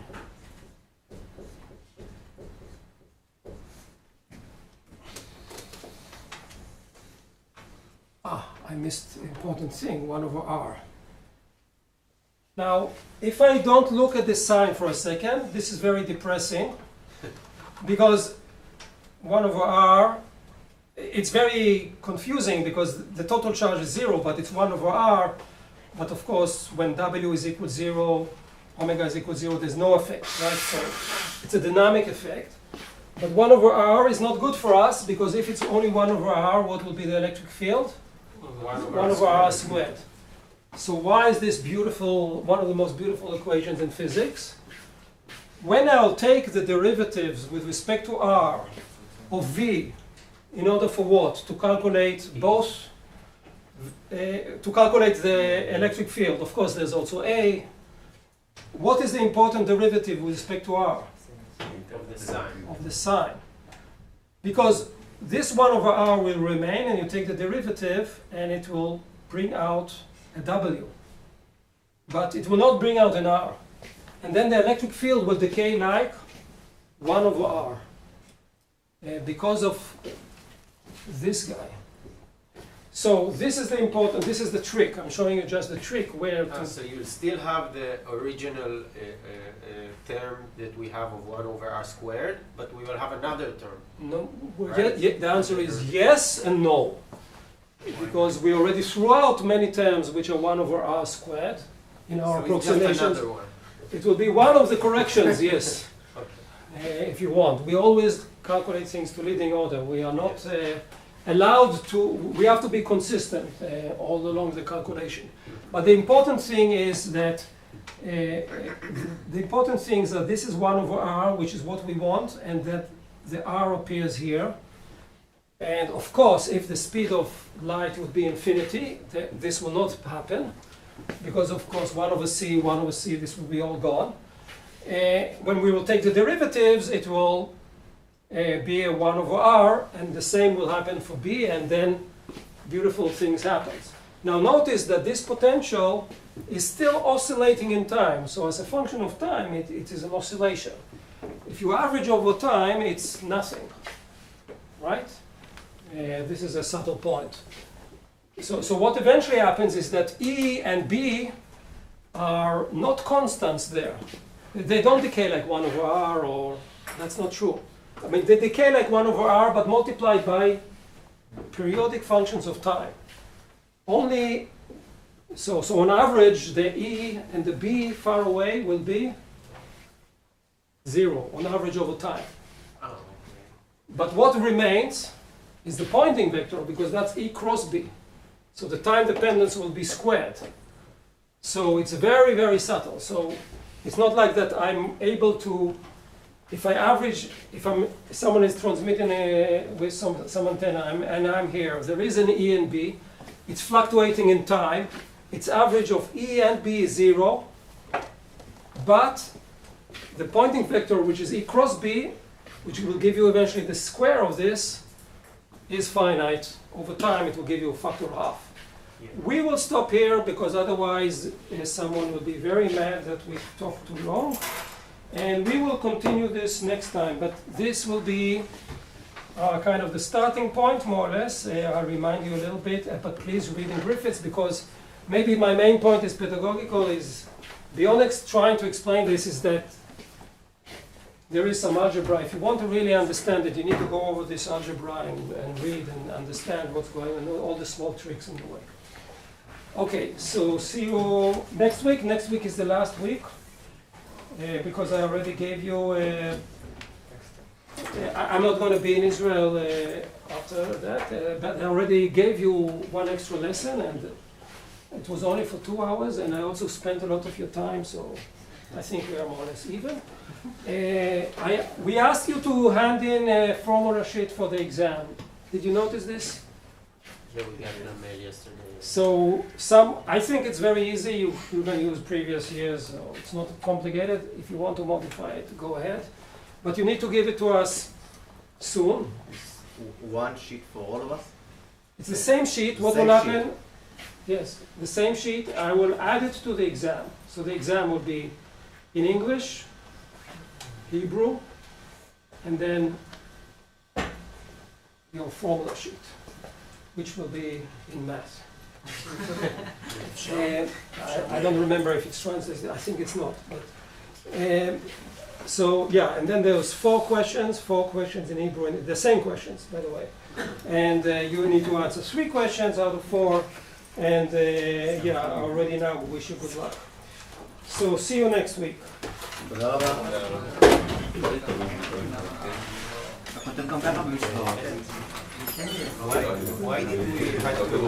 Why did we want to show that E is like 1 over R in order for the